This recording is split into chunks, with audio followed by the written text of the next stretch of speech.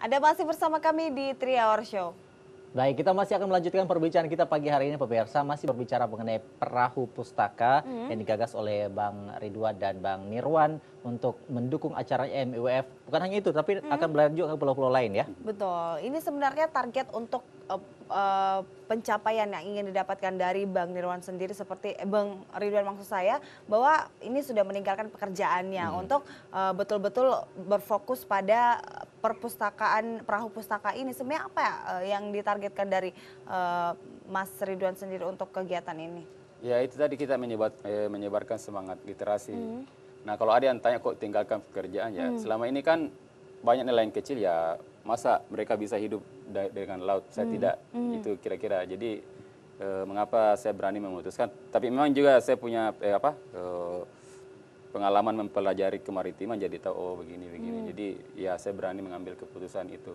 Berarti sudah ada basic ya untuk kemaritiman sendiri. Nah kalau untuk tim yang dibawanya itu seperti apa nanti Jadi, untuk manajemen di saya bawa teman dua yang memang betul-betul pelaut, jadi punya asisten. Bagaimanapun saya pribadi kan untuk jam terbang di laut sangat kecil. Ya, jadi tetap kita untuk bantu navigasi tradisionalnya itu ya nelayan tradisional. Untuk teknologiannya kan di perahu pustaka ini meskipun perahu tradisional ada kita bawa fish finder, terus pendeteksi kan kedalaman, GPS juga, data laut. Jadi kemarin kita coba praktek waktu berlayar ke sini ya, penggabungan antara tradisional sama modern itu kita gabungkan. Wah, itu luar biasa. Kalau melihat namanya kan perahu pustaka Patingaloang. Kata Patingaloang sesuai dengan MUF atau ada sebab lain? Ya memang sesuai, tapi ada hubungan erat memang. Tapi ini kan kalau kita lihat setback sejarah ke belakang itu antara kerajaan Balanipa Mandar dengan kerajaan Gua Talu itu kan ada hubungan kekerabatan. Jadi ada salah satu karaeng Goa itu di Pasiri Kalona, itu ibunya itu namanya Irerasi, itu orang Mandar. Nah karaeng Goa inilah yang memindahkan orientasi kerajaan Goa dari pertanian ke kemaritiman. Nah kebetulan juga kan Patingaloang ini dia menyukai ilmu pengetahuan, mengetahui banyak bahasa asing. Nah sama semangatnya ini dengan perahu ini. Jadi MUF kan ya bisa ada inspirasi di situ, tapi ya memang cocok. MUF plus ada kedekatan emosional juga dengan Kareng Patingaloang. Akhirnya namanya sama seperti itu. Nah, Patingaloang 1. Nah, Bang Ridwan, kalau koleksi bukunya sendiri, buku-buku apa saja nanti yang akan diisikan di perahu pustaka ini? Jadi target yang paling itu kita harapkan buku anak-anak, misalnya komik apa semua kan, sama buku-buku ya budaya, khususnya budaya-budaya lokal, dan buku panduan, misalnya perikanan, pertanian. Kalau buku-buku berat ya mungkin kami terima, tapi ya kalau bisa buku yang itu tadi. Kalau buku berat yang bacaan berat, ya kalau di pulau-pulau kecil kan, karena target utamanya ini anak-anak sama remaja. Remaja di pulau-pulau. Berapa pulau yang akan kira-kira untuk, apakah targetnya setahun atau karena kan ada Patingaloang 2 lagi nih. Itu seperti apa sebenarnya, Bang? Sulawesi Barat saja itu dia punya 33 pulau. Belum ini Selat Makassar, Supermonde itu puluhan, ratusan. Jadi keliling Sulawesi, Pulau Sulawesi saja itu bisa ribuan pulau. Berapa lama targetnya nantinya? Kalau yang ekspedisi nanti ini ekspedisi Lapian itu ya 2 bulan. Satu pulau sudah ditarget berapa lama di sana? Ya bisa 1 hari 2 hari, tergantung di sana. Yang jelas kita tidak terlalu juga. Nah untuk sepanjang tahun tidak berlayar jauh karena kan ada saat musim tertentu itu cuaca buruk.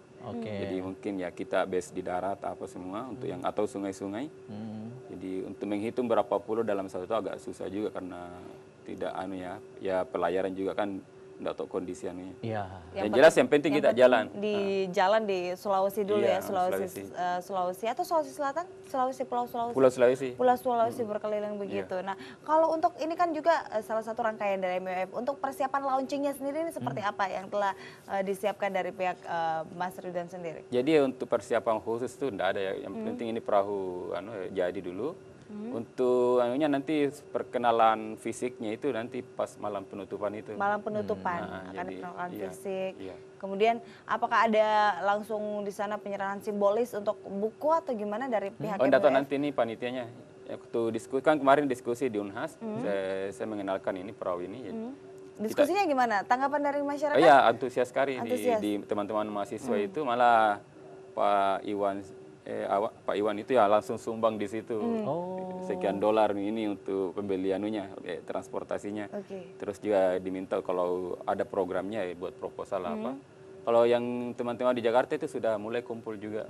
Apalagi paling bagai ini masyarakat dari Mandar nampaknya ya, yang perahunya digunakan jenis bago ini. Nah, sebagai penggagas perahu pustaka yang bisa dikatakan bahwa ini baru pertama kalinya yang ada di Sulawesi, apalagi di Indonesia sendiri, ini seperti apa perasaan Bang Ridwan sendiri bersama teman-teman setelah berjuang? Mungkin ini sedih melihat dunia pendidikan atau gimana nih?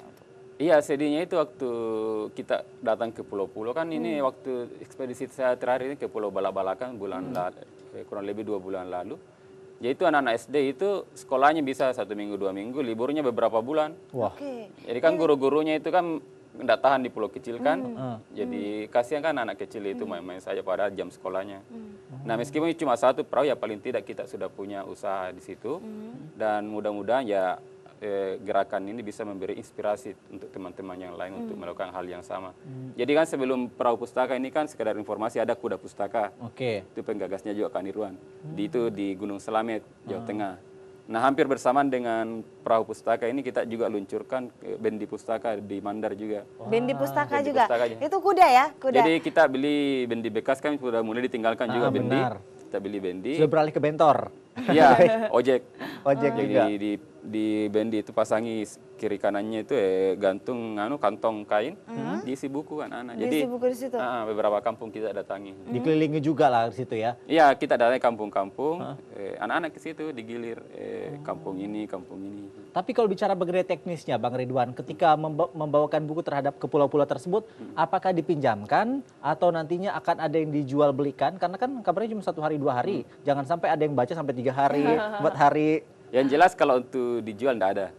Jadi dipinjamkan. Dipinjamkan yang koleksi 1-2 kan, tapi kalau yang misalnya ada yang koleksi misalnya penyumbang langsung sumbang banyak judul yang sama, maksudnya banyak buku tapi judulnya sama, itu bisa kita kasih. Bisa dibagi. Misalnya ada sekolah, ada perpustakaannya, kita sumbang di situ. Nah, seperti apa nanti kegiatannya Bang ketika sampai di pulau? Apakah ada kegiatan khusus apalagi untuk mengajar mungkin anak-anak pulau atau hanya sekedar menyediakan sarana saja? Ya, kalau misalnya pulau kan biasa ada dermaganya kan. Ya. Pengalaman saya kalau kita datang itu langsung banyak datang anak-anak. Ini kan penasaran. Jadi langsung diajak iya, gitu ya? lihat penasaran kan lihat yang hal-hal yang baru kan. Nah, ya itu saat kita datang pasti kalau lihat buku ya silakan baca apa kan, saya tidak robek apa kan di situ. Jadi ya anak-anak pulau itu ya dia lebih kosmopolit, terbuka dibanding yang pedalaman. Pedalaman kan lihat orang asing ya agak kalau yang Bertanya-tanya dulu iya, ya. kalau yang anak pulau itu langsung mendekat. Langsung Jadi itu modal anunya. Mengapa kita sangat optimis ini ya kalau datang ke situ langsung disambut. Apakah ada misi khusus mengajar misalnya di pulau juga? Ya bisa juga untuk kan teman-teman mengajarkan ini bercerita, berdongeng. Kan kita lihat kondisinya. Kalau memungkinkan untuk ada listrik atau kita bisa putar film-film dokumenter di situ. Baik, Bang Ridwan, pembuatan kapal dengan anggaran 20 sampai 30 juta, kabarnya tidak ada bantuan dari pemerintah. Iya, enggak ada. Jadi ini murni pribadi teman-teman. Kenapa? Tidak ada jalan komunikasi atau dari pihak Bang Ridwan sama teman-teman yang tidak Ya ingin? kan kita enggak ke situ ya kan. Kalau pemerintah kan ya Ada nilai-nilai. iya, kalau kita ada prosedur, proposal itu pun langsung disetujukan, itu bisa jalan berbulan-bulan. Oh, panjang. Iya, apalagi kalau berbulan-bulan sudah jalan perahu kalau cara seperti ini. Bisa tertinggal ya Iya, perahunya kalau misalnya. Jadi ini menunggu. modal kepercayaan saja.